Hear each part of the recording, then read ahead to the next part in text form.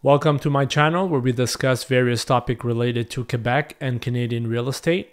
In today's episode, we are continuing our series on co-ownership, and we're going to deep dive into two important terms when we talk about co-ownership, and that is private and common area. Okay? So these are going to be very important for you to understand if you're looking to either purchase or buy a property that's held within a co-ownership. Okay?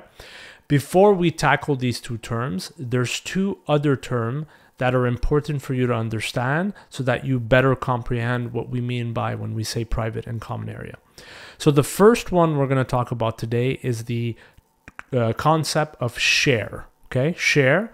And basically what that refers to when we talk about within the context of co-ownership, share refers to the percentage that an owner or co-owner has in the common area. Okay, and so it's expressed in terms of percentage, and it's referring to, like I said, the percentage of ownership within the common area. So that is your share. So unit A is going to have X% share in the common area. Okay, it doesn't mean you own X% in the common area, but I'll explain later what that is used for.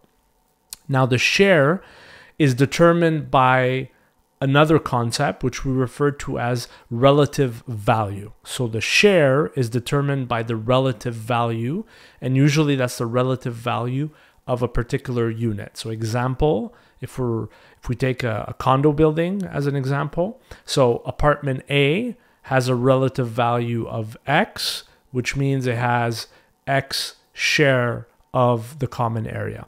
And the relative value is usually determined by comparing that unit against other unit. So example, if your unit is 1,000 square feet, and another unit is 500, well, expect that the unit that has 1,000 square feet has twice the amount of share within the common area than the other one.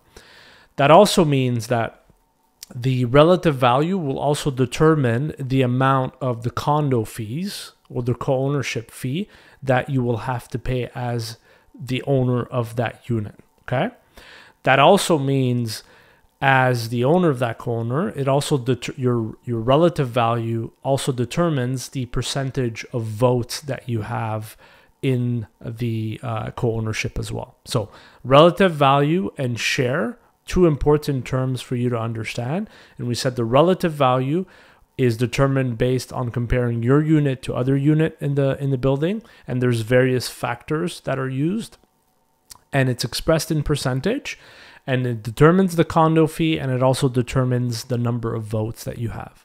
And by the way, all those information, all those elements, you will find them in the declaration of co-ownership. And that is why in our first video in the series, in the second one, I dedicated an episode just to talk about the co-ownership declaration.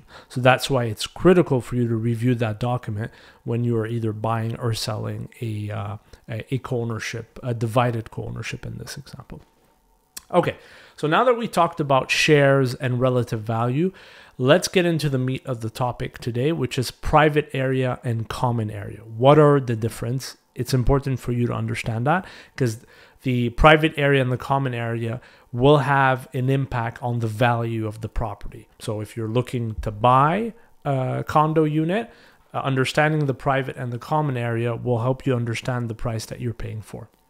So when we talk about private area, usually so either private area or fraction, it's referring to the same thing.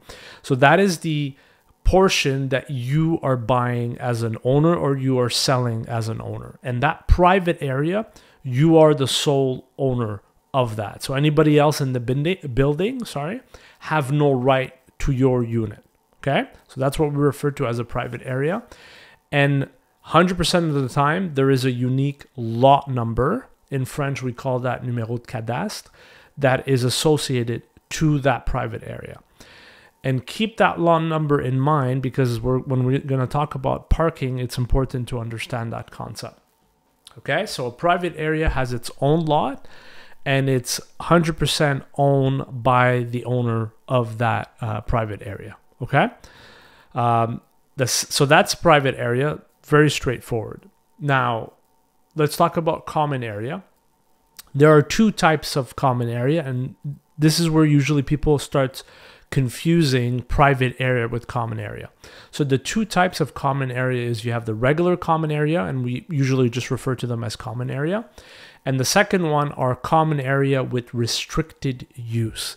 And typically that restriction of use is dedicated to a specific owner.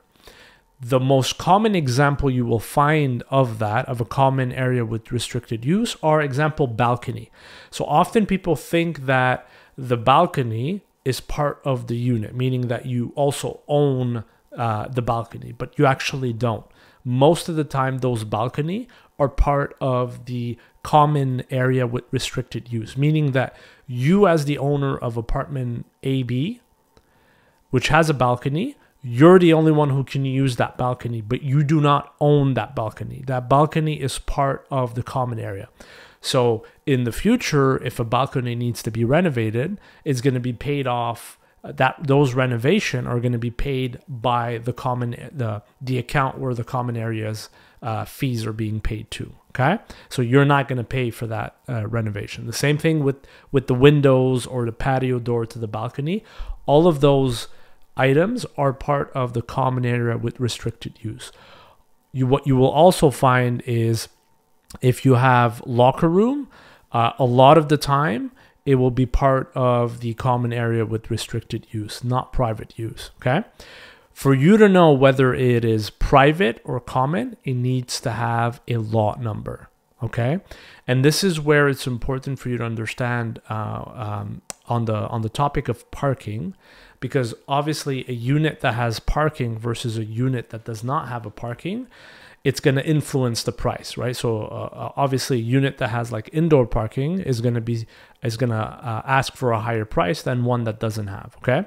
So when you're looking at parking a spot, you have to determine, is this a common area with restricted use, or is it is it part of the private area? And the easiest way to determine this is by referring to the declaration of co-ownership.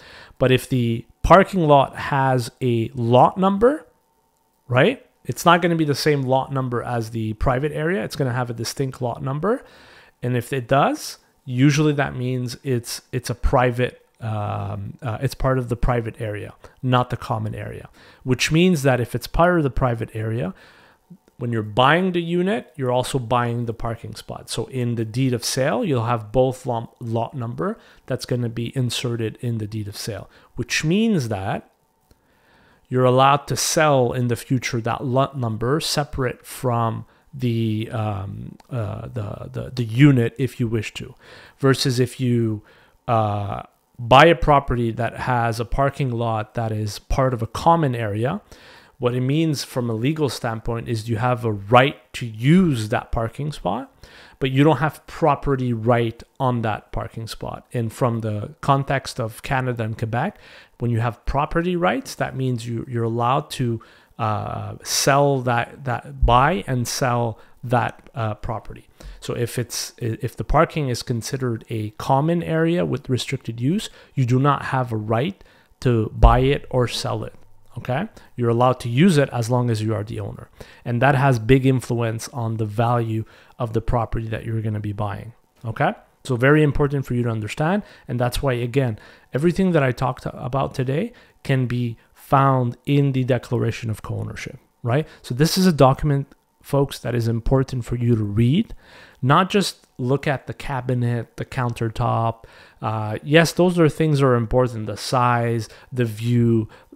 Obviously, those are important, but you also need to look at these other documents to know what you're buying. And obviously, if you're working with an experienced broker that understands the world of co-ownership, that is also going to make sure that you're not getting yourself into trouble. So I hope this video was helpful and informative. I'll see you in the next episode. Thank you for watching.